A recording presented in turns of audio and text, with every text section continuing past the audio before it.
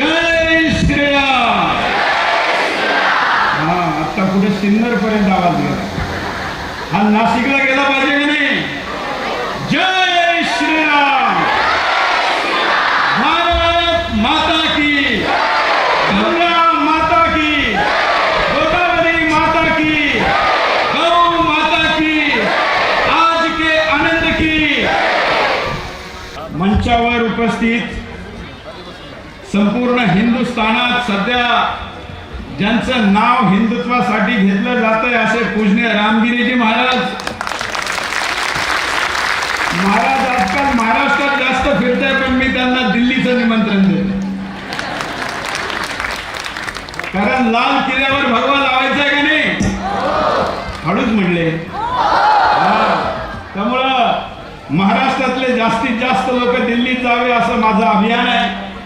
आजच्या कार्यक्रमाला ज्यांनी थोड्या वेळापूर्वी मी मार्गदर्शन केलं, दिंडोरी दरबारचे गुरुमाऊली, या कार्यक्रमाला ज्यांनी निमंत्रित केलं, ज्यांच्यामुळे मी आलो, असे स्वामी सेवकरी संतोष भाऊ सोपानराव जाधव, ज्यांच्या कामाचा महिमा मागच्या काही वर्ष मी अनेक लोकांकडून ऐकला.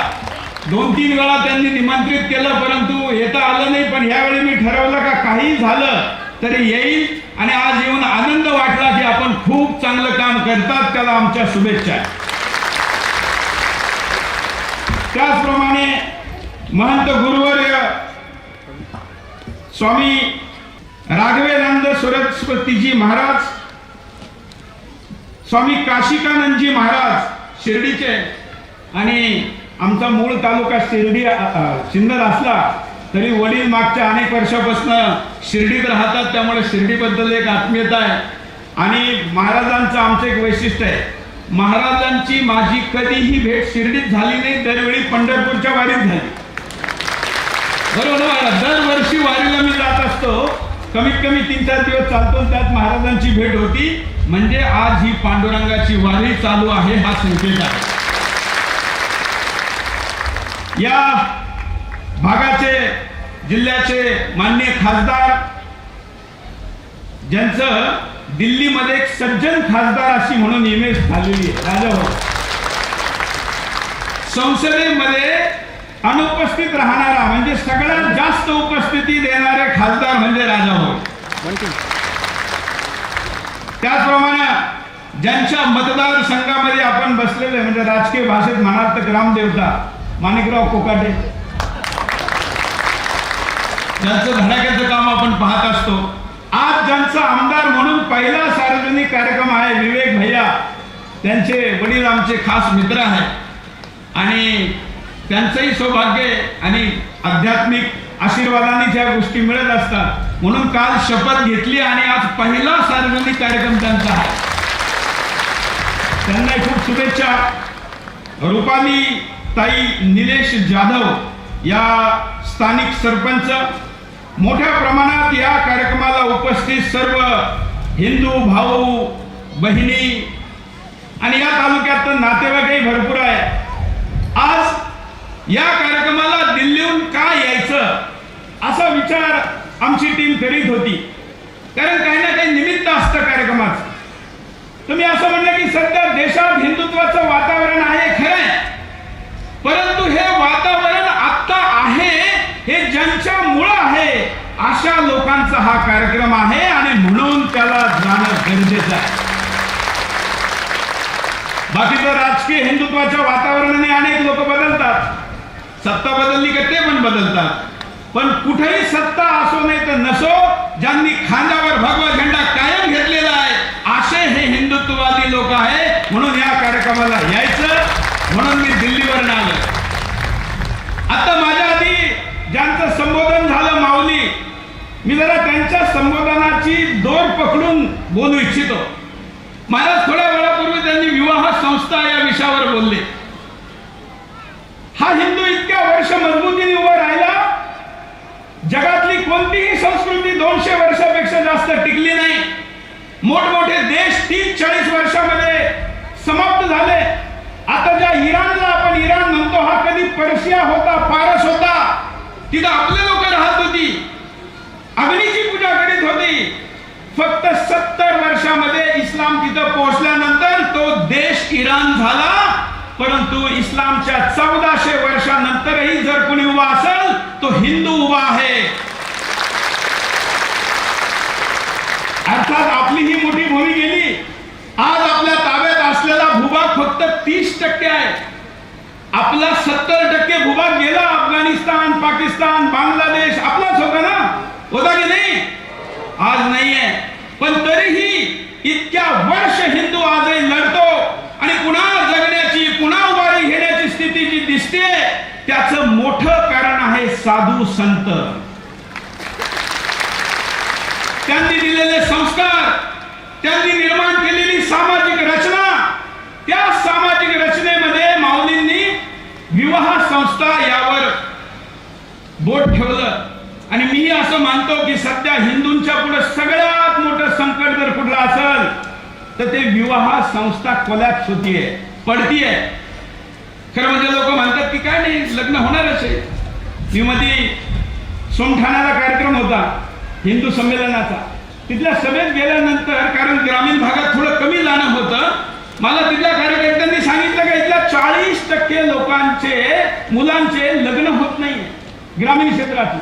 कारण ग्रामीण क्षेत्रातही शिकलेल्या मुली शहराकडे जाऊ इच्छितात, शहरातल्या मुली लग्न करीत नाही, शहरातल्या अनेक मुली लव जिहादचा शिकार होतात. मग आज स्थिती अशी झालेली आहे का हिंदूंचे लग्न होत नाही, झाले तो उशिरा होतात, उशिरा झाले तर ते मुलं जन्माला घालीत नाही. मग हिंदूच नाही राहिला तर उद्या ही परंपरा कोण चालवणार? म्हणजे तलवारीच्या पुढं आपण झुकलो नाही. संभाजी महाराजांना 39 दिवस औरंगजेबाने किती अत्याचार केले, पण त्यांनी धर्म सोडला का? नाही. मग असे बलिदान देण्याची वेळ आपल्यावर आता नाहीये. आली तर ते देऊ, पण संख्या यात आपण पराजित होत चाललेलो आहे. आणि म्हणून ग्रामीण भागातही गेल्यानंतर या विषयावर बोलायचं असं मी ठरवलंय.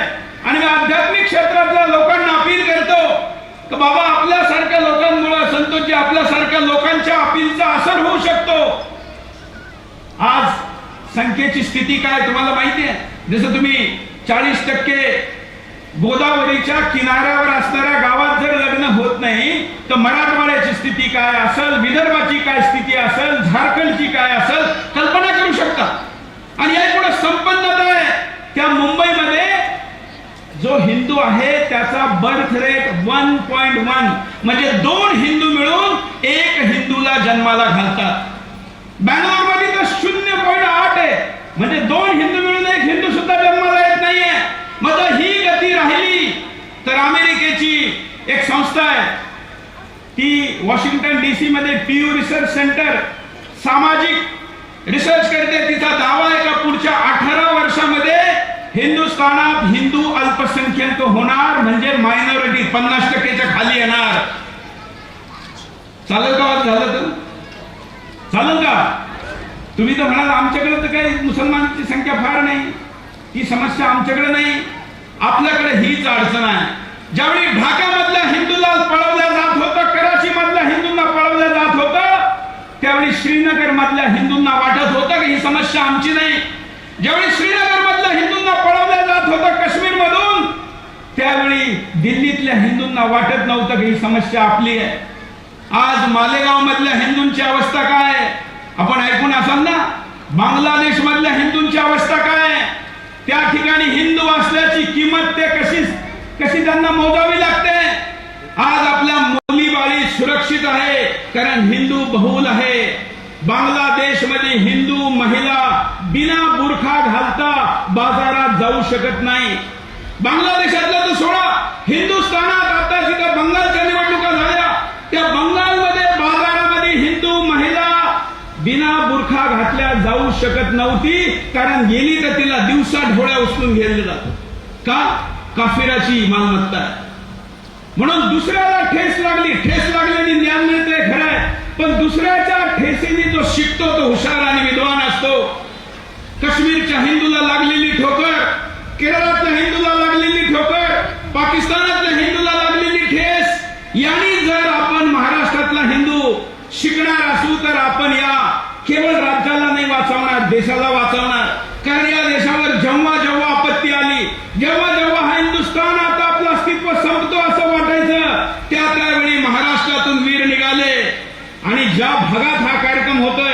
बहुत मी मागच्या वेळी काही महापुरुषांची नावं कोकमठाण मध्ये विचारली होती. सिन्नर तालुक्यातली वावी परिसरातली लोकांना माहित नव्हती. तुम्हाला माहितीये शहाजी राजांचं मूळ कसं हे वावी परिसर. या ठिकाणातून जाधवांनी मोठा संघर्ष केला. पण किती लोकांना माहितीये का उत्तर भारतावर वारी करण्यामध्ये सगळ्यात मोठी संख्या जर महाराष्ट्रातून कुठल्या शिवसैनिकांची म्हणजे शिवाजी महाराजांच्या सैनिकांची असायची तर ती सिन्नर पासून या परिसरातल्या बेल्टची असायची. कारण या ठिकाणी सुपिकता नव्हती, लढण्याशिवाय पर्याय नव्हता.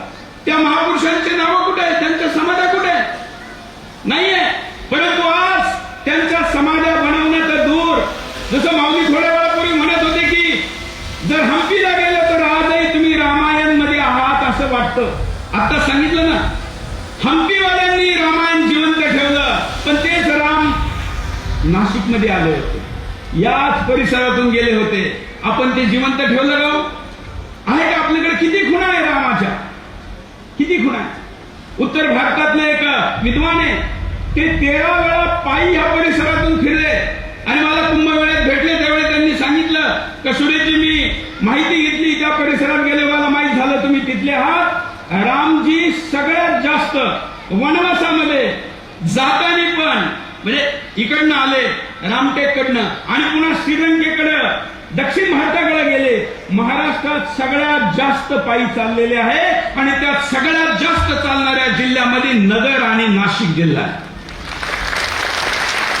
त्यांच्या पदस्पर्शाने पावन झालेल्या भूमीत त्यांच्या काय निशाण आहे?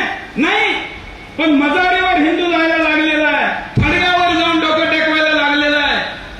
ही स्थिती आज जी निर्माण झाली ते आपलं दिमागी दिवाळखोरी आणि संख्या, मी संख्यावर बोलत होतो, हिंदूंची संख्या घटत चाललेली आहे. आज या ठिकाणी मी विचारतो 4 मुलं ज्यांना आहे असे जरा लोक हातवर करा बरं.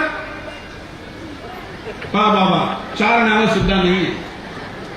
मग लक्षात घ्या, संतोष भाऊ जे काम आज इथे करताय ना, असे काम करणारे पश्चिम पाकिस्तान मध्ये पण हिंदू होते.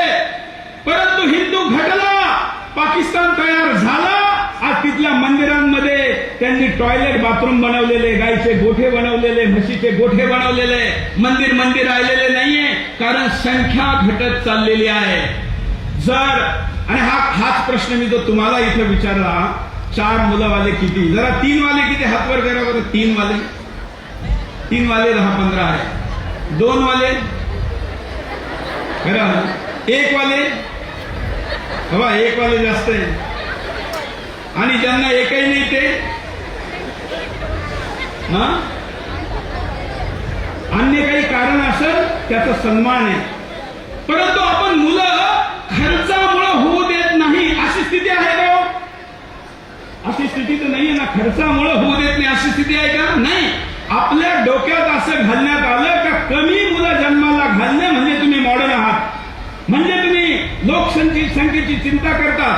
आज सगळ्या जगाची सगळ्यात आधुनिक समस्या जर काही असेल अमेरिका आणि युरोपची, जगातला सगळ्यात मोठा उद्योगपती आहे, त्याचं नाव एलन मस्क, जो स्पेस एक्स किंवा आजकाल इलेक्ट्रिक ती गाडी येते आपल्याकडं टेस्ला, बऱ्याच तरुणांना माहित असेल.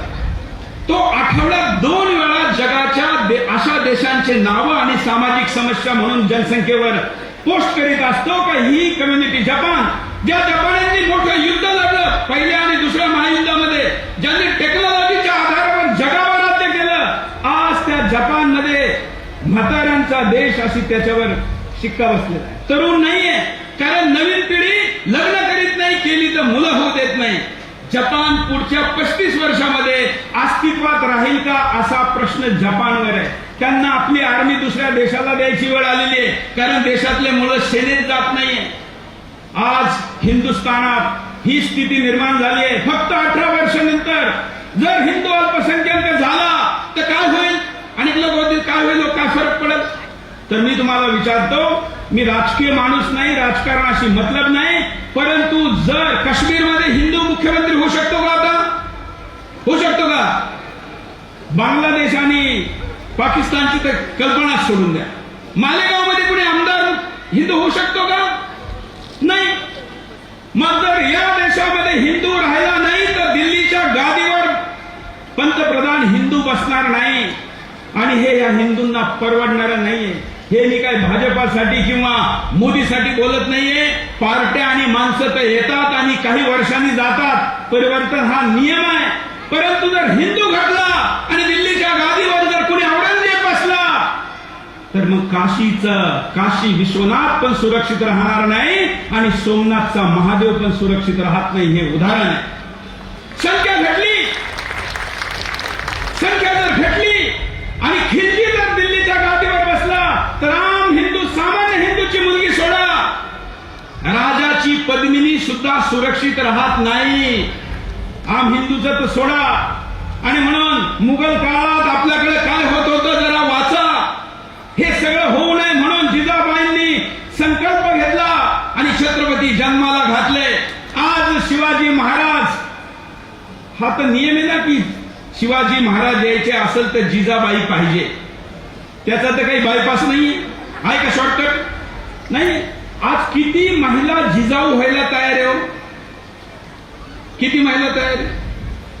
आज बॉलिवूडच्या हिरोईन व्हायला तयार आहे, अभिनेत्री व्हायला तयार आहे. परंतु राणी लक्ष्मीबाई व्हायचं, जिजाऊ व्हायचं असं म्हणलं तर लोक मागं हटतात. मी माझं उदाहरण देतो. आम्ही मागच्या 21 वर्षापासून दिल्लीत राहतोय. आता मुलाचं लग्न करायचंय म्हणून मी मुलाचा बायोडाटा बनवला. आता 26 वय आहे त्याचं, प्रदोष. आणि आम्ही महाराष्ट्रीयन मुलगी करायची, नात्या गोत्यात किंवा मराठी करायची असं म्हणून महाराष्ट्रात मुली पाहायला सुरुवात केली. त्याच्या बायोडाटावर आम्ही अपेक्षामध्ये लिहिलं की आम्हाला मुलगी अशी पाहिजे जे देशाची वर्तमान परिस्थिती पाहता शिवाजी महाराजांना जन्म देणाऱ्या जिजाऊची मनोदशा ठेवते. याचा आम्हाला फायदा नाही झाला मागचा. असा फायदा होणं तर दूर. आणि त्याच्यात अजून एक लाईन लिहिलेली आहे का हिंदूंची स्थिती पाहता जास्त मुलाला जन्म देण्याची तयारी असावी. असले बात हिंदूंची सगळ्यात मोठी समस्या बाबा जर आता काही असेल तर संख्या आहे. आणि तिच्या समाधानासाठी मी माझ्या मुलाच्या बायोडाटावर ही लाईन लिहिली. 2-3 ठिकाणी तर असं झालं का परिवार तयार होते, पण त्या मुलींनी म्हणलं की हे जिजाबाई वगैरे व्हायला काही जमणार नाही. आम्हाला संडेला मार्केटला गेलं पाहिजे, मॉलला गेलं पाहिजे, आम्हाला विदेश टूर पण केली पाहिजे, जीवनाचा आनंद घ्यायचा आहे. अरे जीवनाचा सगळ्यात मोठा आनंद पोटी शिवाजी अन्न आहे की मॉलला फिरणे. पण आपले दिमाग खराब केले, विचार करण्याची प्रक्रियेवर लोकांनी कंट्रोल केलंय. आणि त्यामुळे आज आपल्या मुली या जिजाबाई व्हायचं दूर आणि लक्ष्मीबाई व्हायचं दूर, आज सनी लिओनी व्हायच्या रस्त्याला लागलेला आहे. आणि म्हणून असा समाज शिवाजी महाराज तर सोडा, साधू संत सज्जन शक्ती निर्माण करू शकत नाही. आणि ती जर निर्माण केली नाही तर ज्या तलवारीच्या पुढे जो हिंदू समाज झुकला नाही आणि हिंदुस्थान मुसलमान झाला नाही, तो येत्या 18-20 वर्षामध्ये स्वतः मुसलमान झालेला असेल. एक पत्रकार आणि एक समाजशास्त्री म्हणून मी समाजाचं हे भविष्य आज पाहतोय. आणि म्हणून टीव्ही चॅनलचा मालक असू नये, दिल्लीमध्ये बसून सत्ताचा उपयोग घेण्याऐवजी या देशातल्या छोट्या गावात, शहरात जाऊन हिंदुत्वाचा झेंडा लावण्याचं काम करतो, कारण देश वाचला पाहिजे. मी ज्यावेळी कॉलेज माझं संपलं आणि मला प्रमोद महाजनांनी भाजपा देण्याची ऑफर केली होती, त्यावेळी युवा मोर्चाचा अध्यक्ष करीत होते 93 ला. मी म्हणलं की राजकारण वाईट नाहीये, परंतु मला तिकडे जायचं नाहीये, कारण माझी संकल्पना आहे जहा कम वहा हम. जिथं कुणी नाही त्यात काम करायचं. मीडियात हिंदुवादी कुणी नव्हतं आणि म्हणून मागच्या 23 वर्षात सुदर्शनने हिंदुत्वाचं काम मीडियामध्ये करून दाखवलं. हिंदू समाज जागा होतोय, पण फक्त जागा होऊन पुन्हा झोपी जाण्याऐवजी त्याला काम दिलं पाहिजे, ऍक्शन दिली पाहिजे. म्हणून 3 कामं करणं गरजेची आहे. मी पूजनीय साधू संतांना आणि हिंदू समाजाला आणि राजनैतिक नेतृत्वाला अपील करतो, सगळ्यात महत्वाचं काम जर काही असेल तर परिवार व्यवस्था करण्यासाठी काम करणं गरजेचं आहे. आपल्या आध्यात्मिक प्रवचनामध्ये या विषयाला जास्तीत जास्त वेळ देणं गरजेचं आहे. कारण डायव्होर्स आता हे फक्त मुंबई दिल्लीचे नाही राहिले, ते आता सिन्नर तालुक्यामध्ये सुद्धा आलेले आहे. घटस्फोट किती मोठ्या प्रमाणात होत आहे. या सगळ्या गोष्टी अनैतिक संबंध किती मोठ्या प्रमाणात वाढले. हे सगळं जर थांबवायचं असेल तर आध्यात्मिक क्षेत्राने परिवार व्यवस्थेला मजबूत केलं पाहिजे. लग्न सून करिअर काढून, आता आम्ही तर म्हणतो की कमी वयाची मुलगी आणून तिला शिकवून तिचं करिअर तुम्ही का करू शकत नाही, का करू शकत नाही. पण आपण धारणा बनवून घेतली आणि त्याच्यामुळे लग्न लेट व्हायला लागली. आज अशी स्थिती आहे का हिंदूंचे 2 पिढ्या ज्यावेळी होतात त्यावेळी मुसलमानांच्या 3 पिढ्या झालेल्या असतात. माझ्या बरोबर जो 10वीला बाबा शेख होता त्याच्या नातवाचं लग्नाची तो तयारी करतो आणि मी माझ्या मुलाची करतो. इतका फरक आहे. मग ही सामाजिक समस्या आहे का नाही? कोणाला वाटतं ही समस्या आहे? हळूहळू उठतोय.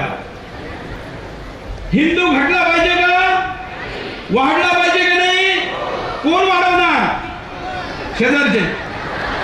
म्हणून ज्यांचं वय जर हिंदूंनी धर्मासाठी काही करायचं असेल तर त्यांनी दुसरं काही करता येत नसेल, मोठे भाषण देता येत नसतील, मोठे प्रवचन देता येत नसतील, मोठे व्रतवैकल्य करता येत नसेल, जाऊन लढता येत नसेल, जाऊन गाव वाचवता येत नसेल, जाऊन धर्मांतरण थांबवता येत नसेल तर कमीत कमी एक मुलगा धर्मासाठी जास्त जन्माला घाला. ही अपील माझ्या धार्मिक मंचावरून तुम्हाला.